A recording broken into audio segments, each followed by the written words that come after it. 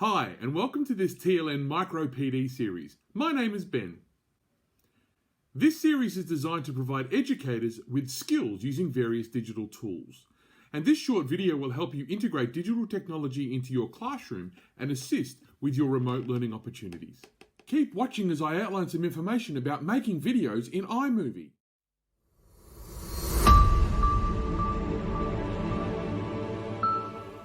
A brief introduction to creating videos in iMovie. What are we going to cover in this video? A brief overview of what iMovie is, creating a video project from start to finish in iMovie, that is, choosing the project, importing video clips to your project, personalizing your videos by adding audio, video editing techniques including cutting, scrubbing, and fade in outs, audio editing techniques including cutting and fade in outs, combining multiple videos into one project, transitions between video clips, adding a title screen to your project, saving and exporting your project to a video file, and where to next. iMovie is a video editing platform that is part of the iWork suite created by Apple. It is available on iMac, MacBook, iPad, and iPhone platforms. You can download the iMovie app from the App Store. Now, let's get into the workshop. But before we do, please note that this video will demonstrate the process using the MacBook or iMac version of the program. Click on the iMovie icon in the dock to open the application. Once the application is open, it will take you to the project window where you can either click the Create New button to start a new project, or you can open and continue working on an existing project. In today's session, we are going to click on the Create New button. Clicking Create New gives you two options. One, you can create a movie, and this is a blank video editing template where you can add your own videos and audio and edit them to create the video that you are after. And two, a trailer. This is a fun feature in iMovie where you can add your own video to an existing movie template and you can create movie trailers like the professionals do. In today's session, we are going to be selecting option 1, create a movie. But I encourage you to have a play around with the trailer option. It's a lot of fun and you can create some really great projects in there. Once you have selected create a movie, you'll be taken to the workspace. The top panel has a series of tools that you can use to navigate through your computer to locate your media, add titles, transitions, and backgrounds to your project. The top right-hand side of the video is a preview panel, which will show you a preview of the video that you are working on. In this space, you can see the edits that you are making to ensure that they are what you want them to be. The first thing we need to do is import our video file into iMovie. I have accessed some royalty-free video samples for today's workshop and have saved them on a USB. Click on the My Movie menu option in the side menu panel and click the Import Media button. Navigate to where you have stored your files. For me, that is on my USB stick. Select the files that you want to import by clicking on them and then click the Import Selected button at the bottom right-hand side of the window. You will now see the video file has been added to your My Media toolbar. Add the first video to the editing section of the software by clicking the video and dragging it down to the workspace. The video will now appear in strip form at the bottom of the screen, and the video preview panel will now show a scene from the footage you imported. Press the play button to preview the video. You can also use the spacebar on your keyboard to play and stop the video in the preview panel. Did you notice that the video has audio to it, which you can see in the panel directly below the video strip? I don't want to use this sound in the clip, so I need to remove it, so I have just the video image. Hold down Control on your keyboard and click on the video strip. Select Detach Audio from the menu that appears. This will create a separate audio strip in green, which is the sound from the video clip. Click on the sound strip so that there is a yellow border around the audio box and press the Delete key on your keyboard. This will delete the audio file from the video and leave you with just the video clip.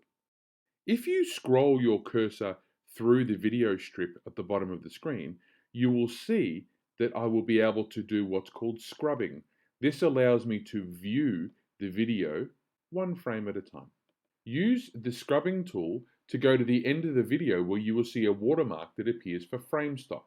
I want to remove this from my movie, so I need to scroll my cursor along the strip until I find the scene just before the watermark appears. Once I have located this point on the film, I will click my cursor into place.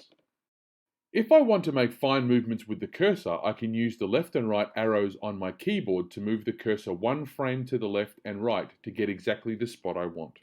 Once I have finalized my location for my cursor, right-click on the film strip and select Split Clip from the menu.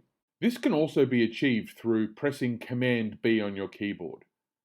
And you will see a smaller video strip has appeared to the right of the cursor.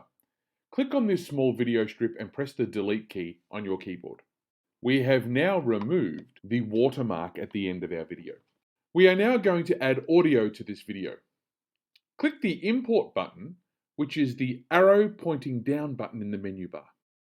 Navigate to the audio file that you want to import, then click the Import Selected button. Drag and drop the audio file from the imported media window underneath the film strip that we have been working on, and then drag it so that the start of the audio event matches the start of the video event. You will now see that we have added a new green box, which is the audio file. You'll also note that it's much longer than the video clip. Move the cursor to the end of the video clip and click in the green audio box. Once you have done this, you will see that the audio box is highlighted with a yellow border. Hold down the Control button of your keyboard and click on the green box and select Split Clip from the menu bar that appears. You will now see that you have cut the audio clip at the point where the cursor was sitting.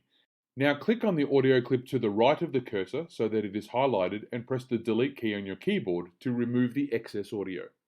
You now have added a video and personalized audio that is going to play with that video. To preview your work, move the cursor to the start of the film strip and press play.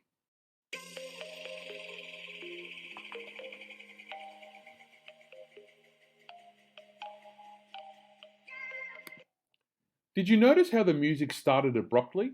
We can fix this by creating a fade-in quickly and easily.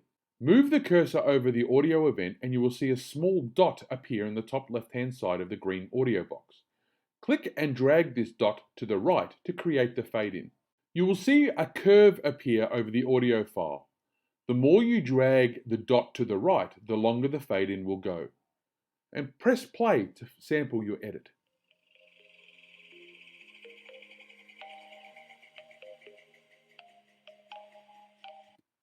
We can now create a fade into the video to match the audio. Click the Transition menu and select Fade to Black. Drag this to the start of the video strip and drop it. A small box will appear at the start of the video strip. This is the fade in for the video. Press play to sample our edit. To change the length of the fade in, double click on the small box and you can adjust the length by changing the duration. Now, let's add a second video clip to our project. Click on My Media in the menu bar. Click on the Import button, navigate to the file you want to import to iMovie, select it, and then click the Import Selected button. Drag and drop the new video file into the workspace below and place it directly after the first video in our strip. Move your cursor to the end of the first video and press play or spacebar to watch the transition between the first and second video.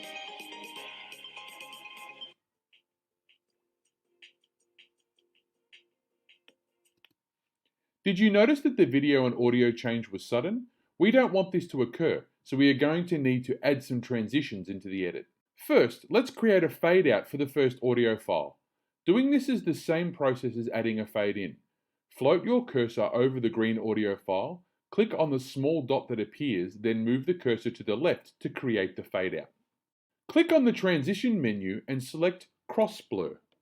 Drag and drop this transition between the two video clips and you have now created a blurred effect between the two video clips. Preview your work.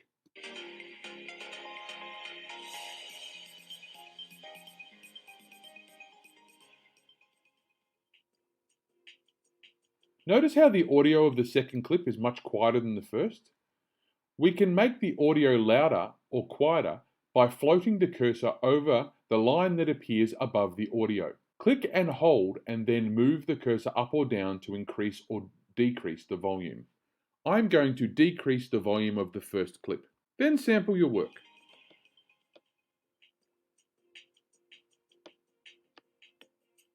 I'm going to increase the volume of the second clip.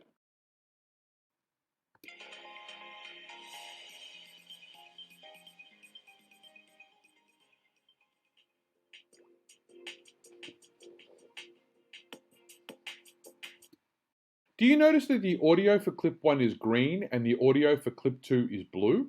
This is because the audio for clip 1 was an external file which we added, and audio for clip 2 is the audio that came with the video clip. A question that many people ask is, can I add an external audio clip over the top of an audio clip that's associated with the video? The answer is yes. The process is exactly the same as what we've been doing.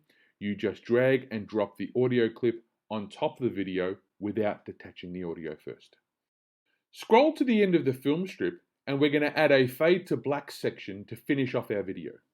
Go up to transitions and click fade to black. Drag and drop it to the end of the video. Preview your work.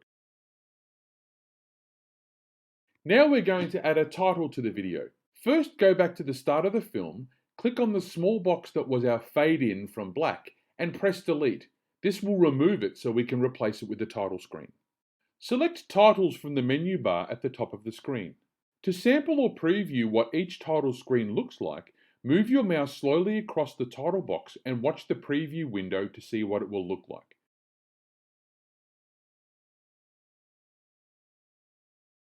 Once you have found the title that you want to use, drag and drop it to the start of the film clip. Double-click on the new title screen box to edit the text, and this is done in the preview panel. Once this is finished, move the cursor to the start of the film strip and press play to watch the video.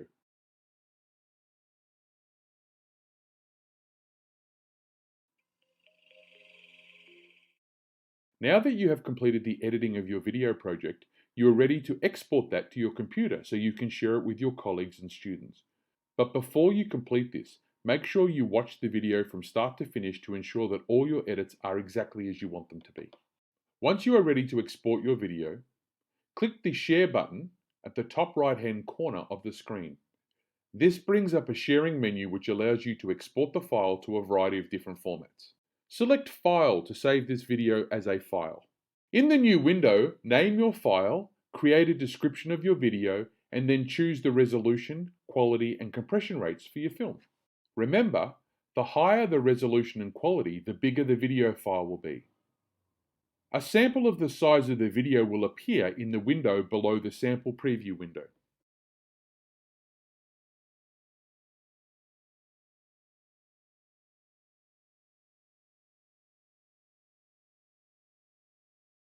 Once you have set these desired levels, click the next button to navigate to the location where you will save the video, then click Save. Then wait while your video is being exported to a single video file that you can share. You can keep track of the speed of your export looking at the circle icon at the top right-hand side of the screen.